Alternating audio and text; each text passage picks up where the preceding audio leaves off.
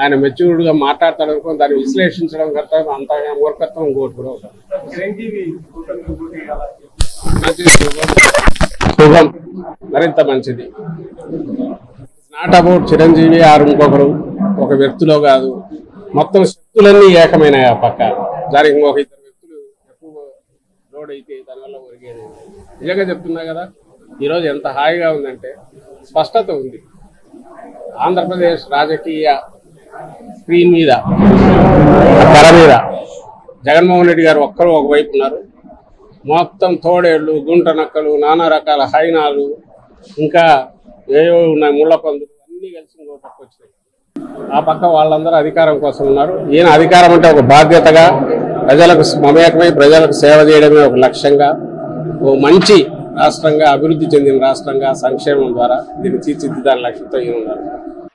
నేను చాలా మంది, నేను బయటికి రాగానే చాలా మంది ఆయన కాపలా కుక్కలు చాలా బయటకు వస్తాయి, ఆయన పెంపుడు కుక్కలు చాలా బయటకు వస్తాయి. బయటికి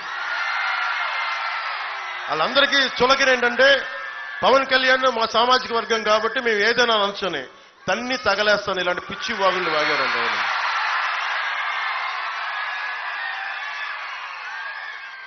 మేము కాపు డాష్ డాష్లన్నీ అంటే పట్టకార పెట్టి 4 బయటికి లాగుతాను. జాగ్రత్త, పిచ్చి మాటలు మాట్లాడకండి. ఫోన్లే కదా అని చాలా సార్లు వదిలేస్తా ఉంటా.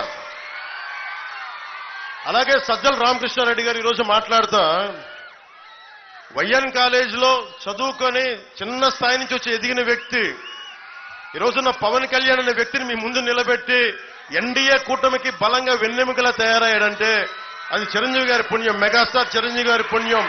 నర్సాపురం వాస్తవ్యులు, కాలేజీలో చదువుకున్నవాడు. ఆయన కూర్చొని ఎంతమంది వచ్చినా ఏం చేయరు అని మాట్లాడుతూ ఉన్నారు సజ్జల రామకృష్ణారెడ్డి గారు.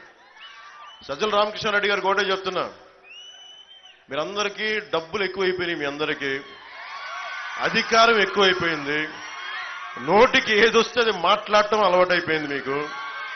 రజనీకాంత్ వచ్చి, సూపర్ స్టార్ రజనీకాంత్ గారు వచ్చి చంద్రబాబు గారి కోసం పాప ఆయన ఏదో ఆయన బాగుండాలని బర్త్డే విషెస్ చెప్పి ఆయన చెప్తే ఆయన్ని కూడా తిట్టేస్తారు వీళ్ళు. మొన్నదాకా మెగాస్టార్ చిరంజీవి గారు పాపం ఆయనకి ఆయన ఏదైనా పాలసీలు చెప్తే బాగున్నాయని ఎంకరేజ్ చేసినప్పటి వరకు చిరంజీవి గారు మంచోళ్లే. కానీ ఈ రోజున చిరంజీవి గారు జనసేనకి 5 కోట్ల రూపాయలు ఇచ్చి వారి అబ్బాయి రామ్ చరణ్ నువ్వు కూడా డబ్బులు ఇవ్వాలని చెప్పి జనసేనకి నిలబడాలని చెప్తే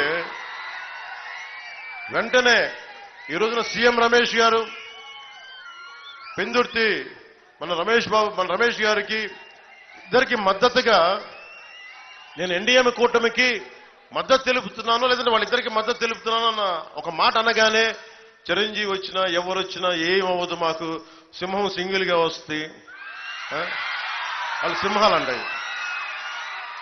ఒక్కసారి మీ ముఖాలు చూసుకున్నారు, అర్థంలో మీరు సింహాల్లా ఉన్నారా? మీరు గుంట నక్కల సమూహంలా ఉన్నారు తప్ప మీరు సింహాల. మీరు సింహం ఎలా ఉంటుందో చెప్తాను మీకు, అది గడ్డం చూసుకోదండి.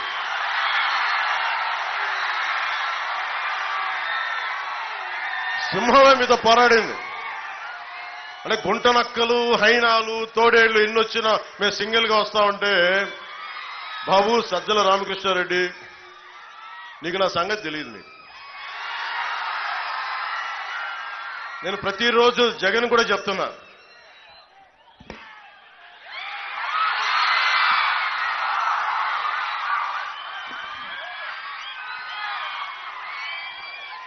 జగన్ కూడా చెప్తా ఉన్నా, నువ్వు కులాలని విడగొట్టి ఆంధ్రప్రదేశ్ ని పాడు చేయలేవు. నువ్వు కులాలు విడగొట్టే కొద్దీ నేను కులాలని ఏకం చేస్తాను.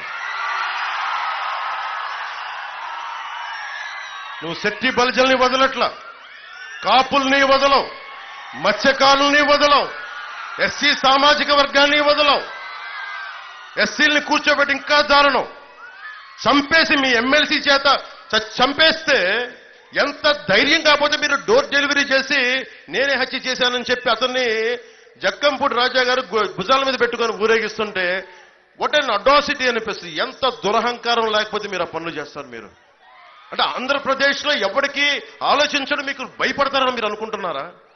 బ్లేడు బ్యాచ్లను పెట్టుకొని మీరు రాజ్యాలని, మీరు ప్రజల్ని నియంత్రణ చేద్దాం అనుకుంటున్నారా? సజ్జల రామకృష్ణారెడ్డి గారు మీకు ఒకటే చెప్తున్నా, మీరు పులివెందల నుంచి వచ్చారు, లోపల ఈ అరాచకాలు చేసే మీరు ఆ ఫ్యాక్షన్ మైండ్ సెట్ నుంచి వచ్చారు నాకు తెలియదు. ఒక విప్లవకారుడు పాలిటిక్స్ చేస్తే మీకు ఎలా ఉంటుందో తెలియజేస్తాను, గుర్తుపెట్టుకోండి. మీకు నా సంగతి తెలియదు. ప్రతిరోజు పొద్దున్న లేస్తే సాయంత్రం ఇంటికి వెళ్తే ఇంటికి వెళ్ళినట్టు అంతే. ఎందుకు చేస్తున్నాను ఈ సరదా? కోట్లు సంపాదించగలను, సంపాదించాను. కానీ ఈ నేల కోసం నిలబడే మనుషులు కావాలి. అల్లూరు సీతారామరాజు గారు ఉన్నారండి? కాదు. ప్రతి సమకాలీన సమాజంలో అరాచకం మీద తిరగబడే వ్యక్తుల సమూహం, యువకుల సమూహం, నాయకుల సమూహం, యువతల సమూహం, ఆడపడుచుల సమూహం చాలా అవసరం. గతంలో ఉండేవారు అండి, ఇప్పుడు ఎవరు చేయట్లేదండి. కాదు, ఉన్నారు. ఇప్పటికీ చనిపోవడానికి సిద్ధంగా ఉన్నారు. అలాంటి చాలా మంది ఉంటే ఇంకా దేశం నిలబడి ఉంది. అందుకు అతను ప్రధానమంత్రి మోదీ అయ్యారు. వాళ్ళని ప్రేరణగా తీసుకొని మేమందరం చాలా మంది ఉన్నాం. అలాగే వైసీపీ గుండా బ్యాచ్లకి, రౌడీ బ్యాచ్లకి నేను నర్సాపూర్ నుంచి పబ్లిక్ గా వార్నింగ్ ఇస్తున్నా. నేను తెగించిన వాడిని, గుర్తుపెట్టుకోండి. చంద్రబాబు గారన్నా మెత్తగా క్షమిస్తారేమో నాకు తెలియదు, కానీ ఆయన జైల్లో పెట్టిన తర్వాత ఆ క్షమ కూడా లేదు ఇప్పుడు ఆయనకు కూడా. అలాంటి వ్యక్తులు ఇద్దరం ఏకమయ్యాం, గుర్తుపెట్టుకోండి. పైన నరేంద్ర మోదీ గారు ఉన్నారు.